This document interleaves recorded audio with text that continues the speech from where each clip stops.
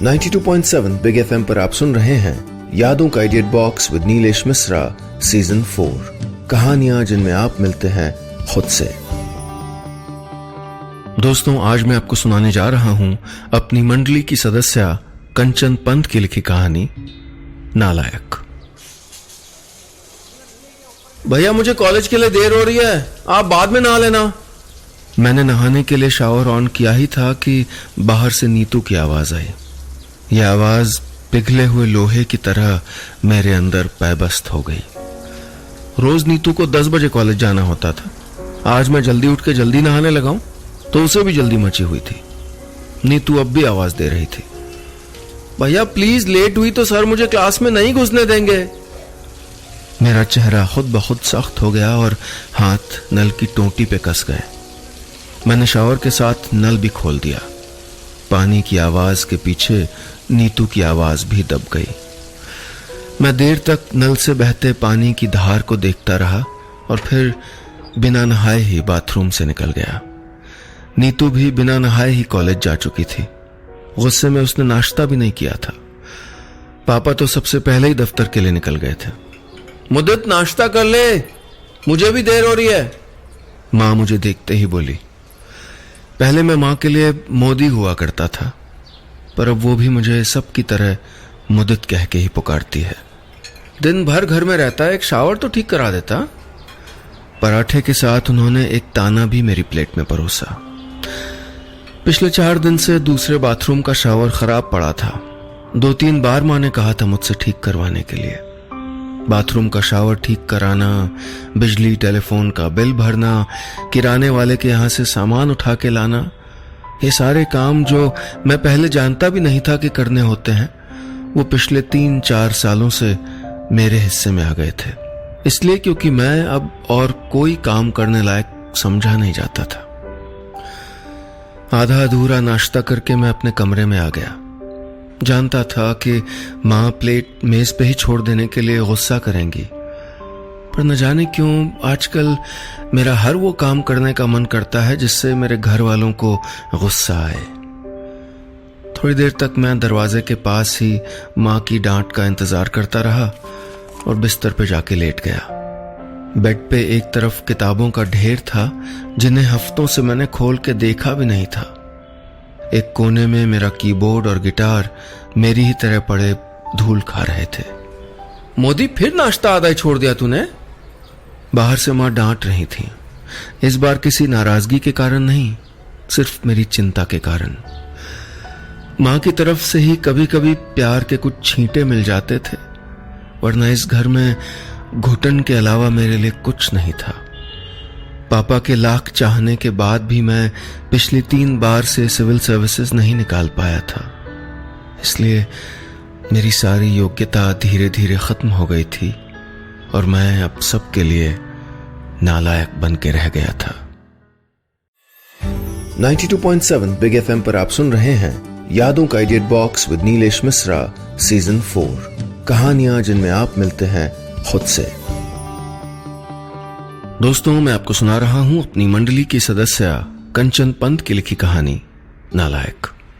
इस कहानी में अब तक आपने सुना, मुदित सिविल सर्विसेज की तैयारी कर रहा है, लेकिन 2 बार परीक्षा में नाकाम होने से उसका आत्मविश्वास हिल गया है और साथ ही घर वालों का उसके लिए रवैया भी बदल गया है। क्या इन हालात में मुदित कर पाएगा अपने पापा का सपना पूरा? सुनते हैं आगे।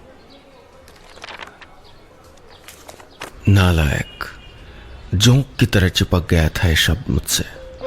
हालांकि पापा कभी अपने मुंह से नहीं कहते थे, लेकिन फिर भी आजकल जब भी वो मुझको देखते हैं ना, लगता है जैसे एक और जोंक मेरे जहन में घुस गया हो। पता नहीं कितने दिन से उनकी और मेरी बात ही नहीं हुई थी। पता नहीं कितने रोज से हमारी ढंग से नजर तक नहीं मिली थी। इतनी औपचारिकता, जैसे कोई जान पहचान ही ना हो। पापा जैसे हो गए थे, कभी कभी तो मुझको लगता था कि मैं वाकई उनको नहीं जानता।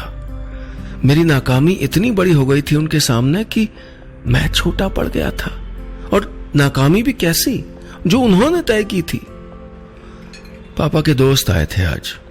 ड्राइंग रूम से आ रही आवाज से मैंने अंदाजा लगाया कि शायद अमानत अंकल थे। मेरी नजर अपने सामने खुली किताब पे थी, लेकिन कान बाहर ड्राइंग रूम की तरफ लगे हुए थे, क्योंकि पापा और अमानत अंकल जब भी बैठते हैं तो मेरा जिक्र जरूर होता है, मेरा और उनके जो भी दोस्त हैं उनके बेटों का। अरे सक्सेना जी का बड़ा बेटा है ना, सुना है विदेश जा रहा है स्टडीज के लिए, अमानत अंकल कह रहे थे। हाँ, बच्चे लायक निकल आए तो माँ बाप की जिंदगी तर जाती है भाई, पापा ने गहरी सांस लेके कहा। मैं दम थामे इंतजार करता रहा कि इसके बाद जिक्र मेरा भी होगा। मेरी लापरवाही से लेके मेरी किस्मत तक सबको दोष दिया जाएगा और फिर अमानत अंकल पापा को तसल्ली देंगे कि अरे कम से कम आपका बेटा आपकी बात सुनता तो है, मेरा बेटा तो मेरी मानता ही नहीं। अमानत अंकल के बेटे अशर को जानता था मैं, बहुत सुलझा हुआ लड़का था। अंकल की बात को कभी काटते हुए नहीं देखा था मैंने उसे। उसकी गलती बस इतनी थी कि उनके कहे मुताबिक डॉक्टर बनने के बजाय उसने अपना बिजनेस शुरू करने की कोशिश की थी और फेल हो गया था। मेरा कभी कभी मन करता था कि पापा को कह दूं कि जाओ, नहीं करता मैं आपका सपना पूरा, नहीं देता मैं सिविल सर्विसेज की परीक्षा, अगर मुझको फेलियर रहना भी है तो अपने रास्ते पे चल के फेल हूं ना। लेकिन फिर अशर का बुझा हुआ चेहरा याद आ जाता और मैं किताबों में सर घुसा लेता। ऐसे दिन भर कमरे में क्यों बैठा रहता है, बाहर जा, दोस्तों से मिल, कभी कभी माँ कहती थी। कभी मुझे पढ़ते देख के सर पे हाथ फेरती हुई चली जाती थी और जब ऐसा कोई पल आता तो मुझे लगता कि मैं फूट फूट के रो पड़ूं और उनसे कह दूं कि कामयाबी नाकामी के इस खेल से मुझे निजात दे दो। पर मैं जानता था कि पापा की खुशी के लिए मुझे खेल खेलना ही पड़ेगा। 92.7 बिग एफएम पर आप सुन रहे हैं यादों का edit box with Nilesh Mishra season 4, कहानियां जिनमें आप मिलते हैं खुद से। दोस्तों, मैं आपको सुना रहा हूं अपनी मंडली की सदस्य कंचन पंत की लिखी कहानी नालायक। इस कहानी में अब तक आपने सुना आईएएस बनने का पापा का सपना पूरा करने की कोशिश में मुदित खुद पे भरोसा खोता जा रहा है। उस पे पापा का सख्त रवैया उसे और परेशान कर देता है। क्या पापा मुदित की हालत समझ पाएंगे? सुनते हैं आगे। हमेशा नालायक नहीं था मैं। एक वक्त था जब पापा को मुझ पे गर्व हुआ करता था। मेरी हर बात सही होती थी, मेरी गलतियां माफ हो जाती थी। पापा का गर्व बनाए रखने के लिए हर साल मैं क्लास में 80% मार्क्स भी ले आता था। मुझे आज भी याद है पापा के चेहरे की वो मुस्कान जब बीए में यूनिवर्सिटी में मुझे गोल्ड मेडल मिला था। पापा ने बाकायदा छोटी सी पार्टी रखी थी रिश्तेदारों और दोस्तों के लिए। कॉलेज में शौक में हम दोस्तों ने एक छोटा सा बैंड बनाया था। दोस्तों के जिद करने पे उस दिन मैंने पहली बार रिश्तेदारों के सामने गाना गाया था। एक के बाद एक लोग फरमाइश कर रहे थे और मैं खुशी खुशी गा रहा था। तभी मेरी नजर पापा पे पड़ी। वो लगातार मुझे ही देखे जा रहे थे। उतनी तसल्ली, उतना सुकून मैंने कभी नहीं देखा था उनके चेहरे पर। धामी साहब, बहुत किस्मत वाले हैं आप, ऐसे सर्वगुण संपन्न बच्चे कहाँ होते हैं आजकल, पापा के किसी दोस्त ने कहा तो वो मेरी ओर देख के मुस्कुराए। जवाब में मैं भी मुस्कुराया। उस पल मैंने तय कर लिया था कि उनके चेहरे से ये मुस्कान कभी कम नहीं होने दूंगा। पापा के दोस्त दुआ कर रहे थे कि काश उनकी बेटी भी मेरी तरह पढ़ाई में इतनी अच्छी होती। तो अब आगे क्या सोचा बेटा? उन्होंने मेरे कंधे पे हाथ रख के पूछा। सच कहूं तो मैंने कुछ सोचा नहीं था। शास्त्रीय संगीत सीखने के लिए एक म्यूजिक क्लास में नाम लिखाया था। 2-4 कॉलेज में एडमिशन के लिए फॉर्म भरा था। इसके अलावा इस वक्त कोई योजना नहीं थी मेरे दिमाग में। सिविल सर्विसेज की तैयारी करेगा? जवाब मेरी जगह पापा ने दिया। उस दिन अंदाजा हो गया कि मुझको आईएएस की कुर्सी पे बैठा देखने के ख्याल से उनकी आंखें बल्ब जैसी चमकने लगती थीं। पापा के इस सुझाव से मुझे भी उस वक्त कोई खास आपत्ति नहीं थी। मेरी सिविल सर्विसेज की तैयारी के लिए पापा ऐसे उत्साहित थे जैसे बचपन में क्रिकेट की नई किट मिलने के बाद मैं खेलने के लिए मचलता था। पुरानी कुर्सी मेज हटाकर मेरे कमरे में नया फर्नीचर आ गया। जामुनी रंग के स्टैंड वाला खूबसूरत टेबल लैंप आ गया। बुक शेल्फ सिविल सर्विसेज की तैयारी की किताबों से भर गई और माँ को हिदायत दी गई कि समय समय पे जूस और खाने पीने का सामान मुझ तक पहुंचता रहे। नीतू को कह दिया गया कि मेरे लिए रखे हुए ड्राई फ्रूट्स में वो हाथ ना लगाए, उसको चाहिए तो उसके लिए अलग से आ जाएंगे। आज तक मैं माँ का सर चढ़ा और पापा का लाडला बेटा था, पर उस एक रिजल्ट ने मुझे राजकुमार बना दिया था। एक ऐसा राजकुमार जो जल्दी ही उम्मीदों के इसी पिंजरे में कैद हो जाने वाला था। पापा और मैं रोज शाम को शतरंज खेला करते थे। वैसे तो एक गेम को छोड़कर पापा मुझसे हमेशा ही हार जाया करते थे, पर उन्हें शायद मुझसे जीतने की इच्छा भी नहीं थी। उस दिन भी 2 गेम गंवाने के बाद पापा जब शतरंज के मोहरे सजाने लगे तो मैंने उन्हें चिढ़ाया, पापा आप हर बार तो हार जाते हैं, फिर खेलते क्यों हैं? बेटे से हारने पे भी जीत बाप की होती है भाई, पापा ने कहा और मैं मुस्कुरा दिया। भैया अभी जितना जीत सकते हो ना जीत लो, कल आपका रिजल्ट आ जाएगा, फिर आईएएस बन गए तो पापा के साथ बैठ के ऐसे चेस खेलने का टाइम कहाँ मिलेगा? नीतू ने पकौड़ों की पूरी प्लेट पे कब्जा जमाते हुए कहा। उसकी जबान पे जैसे सरस्वती विराज रही थी उस वक्त। अगले दिन रिजल्ट आया। प्रीलिम एग्जाम में सिलेक्शन तो नहीं हुआ मेरा, आईएएस तो नहीं बना मैं, हाँ पापा के साथ चेस खेलने का उसके बाद वाकई मौका नहीं मिला। पहले कुछ दिन तो मैं खुद ही उदास रहा। जिंदगी में पहली बार किसी परीक्षा में फेल हुआ था। जज्ब करने में थोड़ा वक्त लगा। फिर एक दिन दिल बहलाने के लिए मैंने शतरंज निकाल ली। मोहरे सजा के मैं पापा के आने का इंतजार करने लगा। वो आए, शतरंज और मेरी ओर अजीब सी नजरों से देखा और कहा, अभी चेस खेलने का टाइम थोड़े तुम्हारा, इस साल नहीं हुआ कोई बात नहीं, नेक्स्ट ईयर के लिए तैयारी करो। पापा का ये अंदाज बिल्कुल नया था मेरे लिए। मैं जैसे शर्मिंदगी के तालाब में डूब गया। दूसरे साल भी मैंने बहुत मेहनत की। मेरा दिल कह रहा था कि इस बार मैं पास हो ही जाऊंगा, पर उस बार भी सिलेक्शन नहीं हुआ। मैं दिन भर कमरा बंद किए बैठा रहा। खुद से भरोसा उठ गया था मेरा। मैं पापा का इंतजार करता रहा। काश वो एक बार मेरे पास आते, मुझसे कह देते कि चिंता मत करो, इस साल नहीं हुआ अगले साल हो जाएगा, और पास भी नहीं हुए तो मेरा प्यार तुम्हारे लिए कम थोड़े होगा। पर वो आए नहीं। उस दिन पापा मुझसे बहुत दूर हो गए थे और ये दूरी पिछले 3 साल से बढ़ती ही जा रही थी। 92.7 बिग एफएम पर आप सुन रहे हैं यादों का edit box with Nilesh Mishra season 4, कहानियां जिनमें आप मिलते हैं खुद से। दोस्तों, मैं आपको सुना रहा हूं अपनी मंडली की सदस्य कंचन पंत की लिखी कहानी नालायक। इस कहानी में अब तक आपने सुना आईएएस बनने के अपने पापा के सपने को पूरा करने की कोशिश में मुदित लगातार 2 बार से नाकाम हो रहा है। अपने फेल होने से ज्यादा उसको तकलीफ इस बात की है कि पापा अब उस पर भरोसा नहीं करते। क्या पापा और मुदित के बीच की ये दूरियां कम होंगी या ये दरार और बढ़ेगी? सुनते हैं आगे। पिछले 3 सालों में मैंने पापा की उम्मीदों को टूटते देखा था, उनके गर्व को चटकते हुए देखा था। किसी और के बच्चों की कामयाबी का जिक्र सुनकर उनके चेहरे पे आने वाली उदासी को देखा था, पर शायद वो नहीं देख पा रहे थे कि उनका बेटा अंदर ही अंदर कितना टूट गया है, कितना खोखला हो गया है।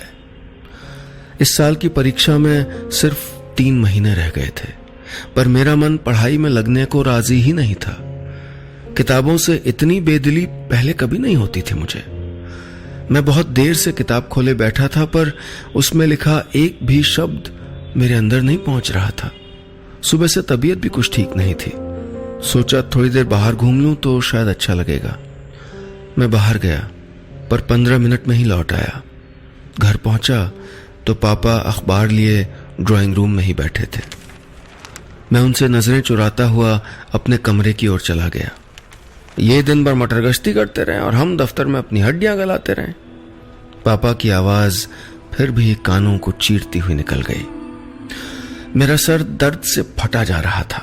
टेम्परेचर से नापा तो 102 डिग्री बुखार था। बिस्तर में जरा लेटा ही था कि पापा कमरे में आए। उन्हें स्टेपलर चाहिए था। कई बार मुझे लगता था कि वो मेरे कमरे में सिर्फ ये देखने आते हैं कि मैं पढ़ रहा हूं कि नहीं, बहाना चाहे कुछ और रहता हो। मुझे लेटा देखकर उनके चेहरे का रंग बदल गया। मुझे लगा जैसे कोई गुनाह हो गया मुझसे। उन्होंने कुछ कहा नहीं और स्टेपलर लिए बिना चले गए। पता नहीं क्या हुआ उस पल मुझे। मैंने रजाई किनारे फेंकी और किताब खोल ली। शरीर बुखार से तप रहा था, लेकिन अंदर एक और ही आग लगी हुई थी।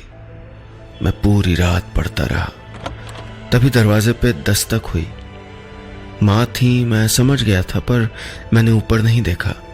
वो मेरे पास आई और मेरे सर पे हाथ फेर के बोली, सुबह हो गई मोदी, थोड़ी देर सो जा, नहीं तो बीमार हो जाएगा। चिंता मत कीजिए, पापा को बोल दीजिए इतना बीमार नहीं होऊंगा कि एग्जाम ही ना दे पाऊं। मैंने उनकी ओर देखे बिना कहा और पन्ना पलट दिया। वो थोड़ी देर वहीं खड़ी रहीं, फिर चली गईं। अब मुझ में न भूख थी न प्यास। अजीब सा जुनून भर गया था मेरे अंदर। अब बस किसी भी हाल में IAS बनना था मुझे। अब मैं कामयाब होना चाहता था, लेकिन पापा के चेहरे की खुशी देखने के लिए नहीं, उनसे बदला लेने के लिए। 92.7 बिग FM पर आप सुन रहे हैं यादों का idiot box with Nilesh Mishra season 4, कहानियां जिनमें आप मिलते हैं खुद से। दोस्तों, मैं आपको सुना रहा हूं अपनी मंडली की सदस्य कंचन पंत की लिखी कहानी नालायक। इस कहानी में अब तक आपने सुना सिविल सर्विसेज के एग्जाम की नाकामी के बाद पापा की लगातार बेरुखी से मुदित का दिल टूट जाता है। वो अब कामयाब होना चाहता है, IAS बनना चाहता है, लेकिन पापा की खुशी के लिए नहीं, उनसे बदला लेने के लिए। क्या पूरा हो पाएगा मुदित का इरादा? सुनते हैं आगे। प्रीलिम के बाद मेन एग्जाम भी पास कर लिए थे मैंने। जिस दिन प्रीलिम का रिजल्ट आया तो पापा बहुत खुश हुए। I am proud of you कह के उन्होंने मुझको गले लगाना चाहा, पर मैं किनारे हट गया। पापा से कोई बधाई नहीं चाहिए थी मुझे। जिस दिन इंटरव्यू का रिजल्ट आया मैं सुबह से ही नर्वस था। इस बार मैंने डर के परीक्षा नहीं दी थी, शायद इसीलिए मैं जानता था कि पास तो मैं हो ही जाऊंगा। मेरा रिजल्ट आते ही जैसे पूरा मोहल्ला हमारे घर पहुंच गया। पापा सबका मुंह मीठा तो कर रहे थे, लेकिन मैं उनके सामने तक नहीं गया। पर जब अखबार वाले इंटरव्यू लेने आए तो मुझे उनके साथ बैठना पड़ा। अपनी सफलता का श्रेय किसको देंगे आप? एक पत्रकार ने पूछा। मैंने बगल के सोफे पे बैठे पापा की ओर देखा। कुछ तो था मेरी नजरों में कि पापा सकपका गए। अपने पापा को एक पल रुक के मैंने कहा। इससे पहले मैं 2 अटेम्प्ट में फेल हो गया था, पर पापा ने कभी मुझे फेलियर होने का एहसास नहीं होने दिया। वो हमेशा मेरा हौसला बढ़ाते रहे। मैं कभी परेशान हो जाता तो वो मेरा मन बहलाने के लिए मेरे साथ शतरंज खेलते थे और जानबूझ के हार जाते थे। मैं बोलता जा रहा था और पत्रकार की कलम उसे नोट करती जा रही थी। पापा के चेहरे पे कई भाव आ रहे थे। अपने सिविल सर्विसेज में टॉप करने की खबर से मुझे उतनी खुशी नहीं हुई थी जितनी पापा के उड़े हुए चेहरे को देख के हो रही थी।